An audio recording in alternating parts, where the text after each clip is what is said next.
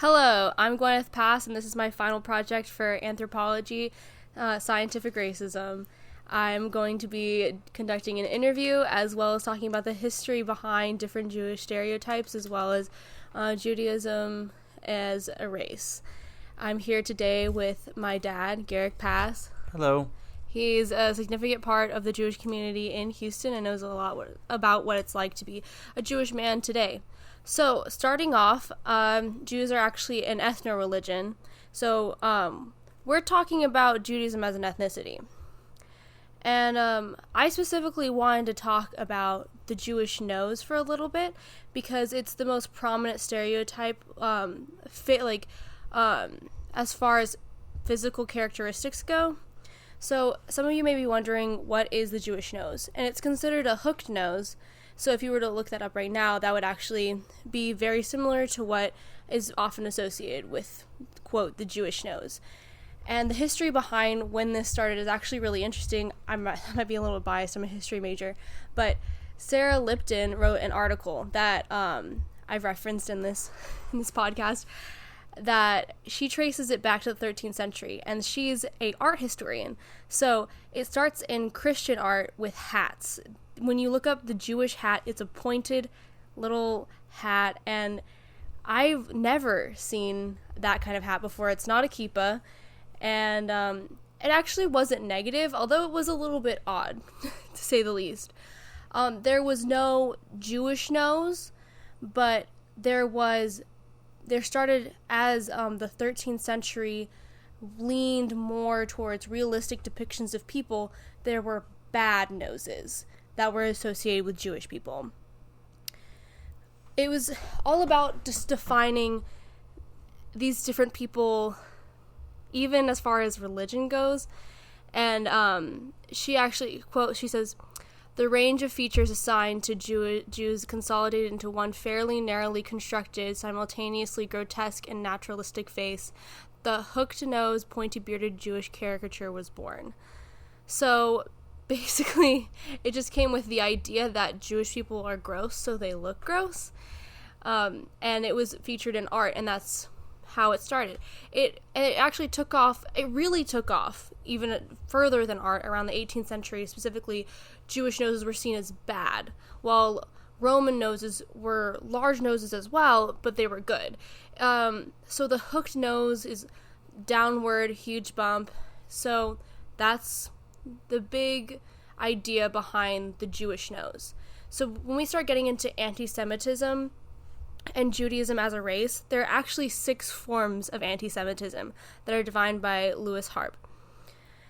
So there's social, which is socially incompetent, and like Jewish people are just too assertive.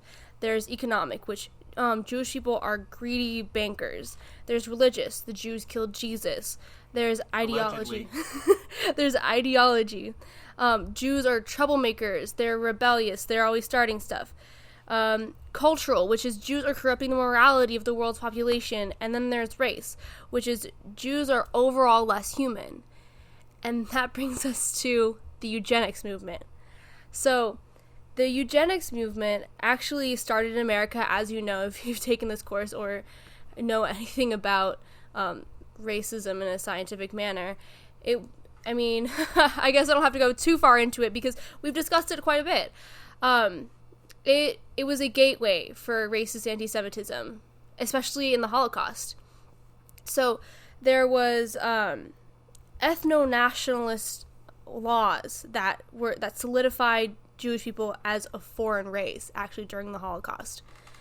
And that's the big overarching thing that I wanted to discuss. I want to discuss Jewish people as how they've been othered throughout history and how that has affected you, Garrick. Yes. So, I'm going to ask you, do you think you look Jewish? I think I have some Jewish features, for sure. I mean, I'm not... I don't look like I'm out of a 13th century painting. No hat. Thankfully, no hat. I do have the Jewish nose, but I don't have Jewish hair. Okay. Which is probably a blessing, seeing as how it's really humid here. Oh, true. Houston is very humid. Do you, has anyone ever said that you look Jewish? Yes. Generally, right after I identify myself as Jewish. They go, oh, yes, you look Jewish. And it's not generally, I don't take it as an insult in that context, although it probably is. And why do you think that would be an insult? Well, it plays into the stereotype and this idea that Jews have a certain standard look, and it's incorrect. It's not. We're a very diverse people, Right. especially modern Jews. But yeah, I suppose having the nose is considered a marker. Have you ever been treated differently for being Jewish? Yes, I have. How so? So I've worked places where people have made comments about my Jewishness in negative ways, and sometimes in positive ways which have negative connotations. So if I'm leading a project, then I can come off as bossy, and that's generally, if the project's going well, they comment on my Judaism being an asset. Whereas I'm just kind of a control freak. So the other ones all come from a place of misunderstanding, because it's different to be a Jewish person in an area that has fewer Jewish people, like the South, for instance. I mean, overall we're like 2% of the global population, but in the South it's even lower than that. So a lot of times when I go to a new workplace, and I'm a consultant, so I go to new workplaces all the time, very often I'm the first Jew that anyone's ever worked with, and in some cases the first Jew that anyone's ever met. So I kind of act as an ambassador for the Jewish faith, which is awkward, but I find that education is the cure for ignorance. So that does answer my next question, is do you work with a lot of Jewish people? So no. I have a Jewish coworker for the first time in my career. I've been doing this for decades now. Let's not do that math. It's painful. But for the first time, I have a Jewish coworker. And it's interesting because we're different sects of Judaism. I'm Reformed, he's Orthodox. So once I get over the fact that I'm not as kosher as he is, and he gets over the fact that I, am not as strictly observant as he is, we get along great because we bond over the important bits of Judaism, which is like public service and, making the world a little better and more accepting of others. So how do you feel about how these racist stereotypes have existed for a long time, even as far like I said, even dating back to the 13th century is where the Jewish nose, but as well as stereotypes for your personality. How do you think that's affected you, as far as, do people do they just expect something from you? That's where there's an advantage to being in the South. People don't know what to expect. Generally, the only knowledge that most of the people I run into have about the Jewish faith is from Seinfeld reruns, and that's fine. I mean, it's a decent starting place. I find that when they have some curiosity about it and get comfortable enough to ask, generally it opens a dialogue, and we can find common ground and get past any kind of weirdness they might have over the whole murdering Jesus thing. Right. So in the South, have you lived in any other place other than the South? I'm a lifelong Southern liver, yes. Okay. So would you be able to compare it to any other place in the United States as far as being Jewish in other places? I've traveled, and there are certainly more options in places with a higher, denser Jewish community. We have there's actually in Houston there's a Jewish part of town, and it's been a Jewish part of town since the founding of Houston, and you can find Jewish products and services there, but if I wanted to find menorah candles outside of that area in Houston, I'm screwed. So the other thing is there are 3 kosher restaurants here in town, and this, there are millions of people living here. So the discussion at work over where to get lunch is complicated because my coworker can only eat at kosher establishments, and they are 20 miles away from where he works. So it's very difficult. And the question is, why can't someone open a kosher restaurant here? Because no one's going to pay for that out here where there aren't any Jewish people. So I guess as a people, we tend to make community where we have to.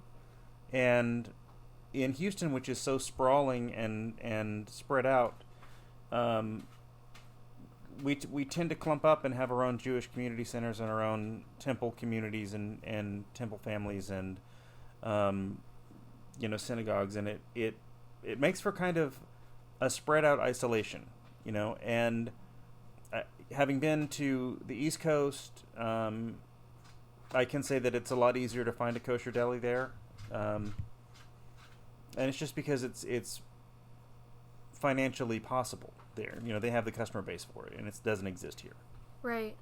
So, in Race, The Power of the Illusion, we, the house that we live in, the 3rd episode, actually was really interesting. I think that actually relates to a lot of the topic of this podcast. So, the melting pot is how people explain that these ethnicities, like people that are Italian, people that are Jewish, are now considered white.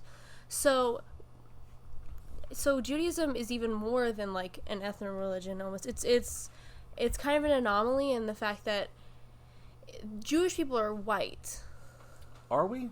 Are Jewish people white? Are Jewish people white, or are they another? What is, in your opinion, what do you think of that?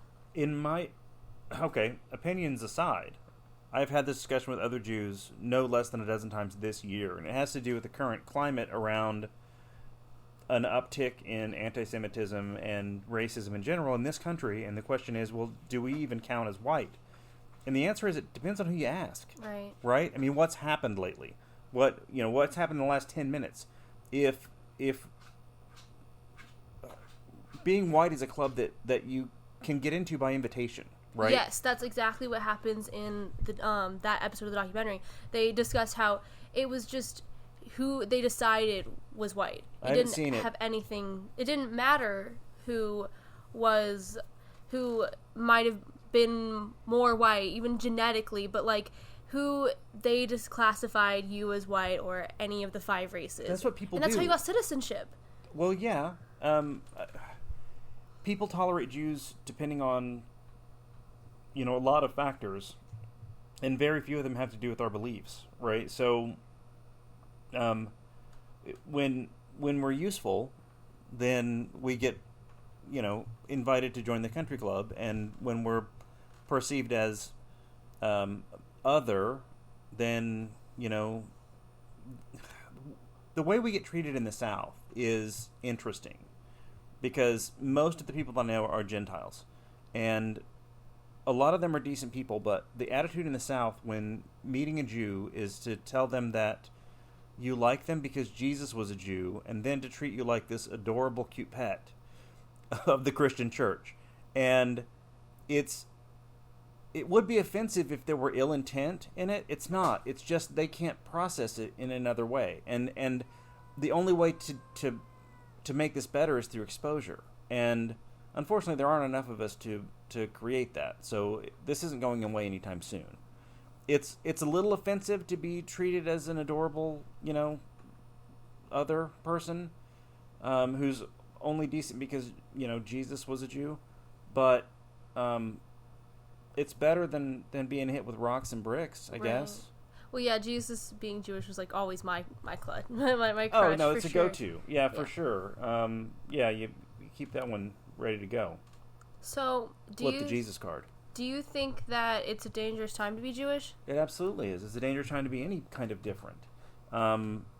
It's a dangerous time for everyone. It's a terrible time. Why are we doing this?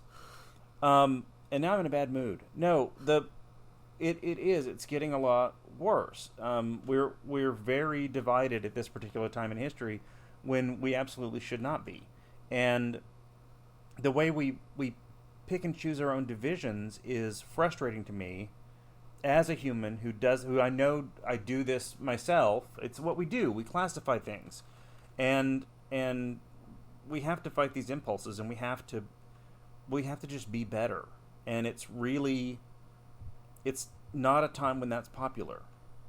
And it's hard and it's scary. And you know what? When I go to temple Friday nights or on High Holy Days, especially on High Holy Days, as you know, you can't get into temple without a ticket.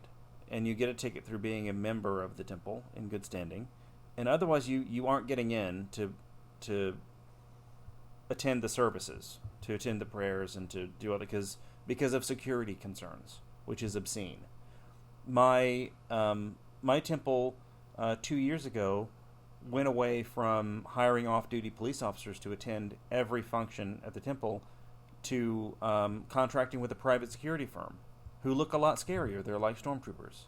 Oh. And it's a little bit, it's supposed to be comforting and it's supposed to make you feel safe, but it's terrifying to me to go to temple these days because there are large burly guys in body armor with guns, and they have to be there because people are crazy. Yeah. And we have a lot of guns here in Texas. Yeah, and we apparently still need more. Yeah. So do you think what do you think that people should do around Jewish people, in your opinion? Ask the questions. We have our religious texts are made of questions, and they don't have a lot of real firm answers, right? So when you look at the mezuzah on the door, right, there's a pronouncement. We put a verse from the Torah in a scroll holder on the doorpost, and it's to identify if this is a Jewish dwelling and to remain mindful when you pass through the threshold that this is a Jewish house, and you're to remember your faith every time you come in and go out. And the debate for years was, the Torah says that we have to have this thing. Do we hang it horizontally or vertically? And we as Jews argued over this for an obscenely long amount of time, and then compromised in it. They're all diagonal. So we're familiar with the questions. We've heard them. We ask ourselves. And I love answering them. When I was getting the roughest anti-Semitic comments around Christmas time at one job, I left at lunch and I went over to, I think it was a Walgreens, and I came back and this guy had been sniping about Hanukkah all morning, and I knew he had 2 kids, so I brought 2 little baggies of chocolate gelt, and I was like, here, this is for your children from me and from my family, and I hope that they have, Merry Christmas and a Happy Hanukkah from us, and it stopped it.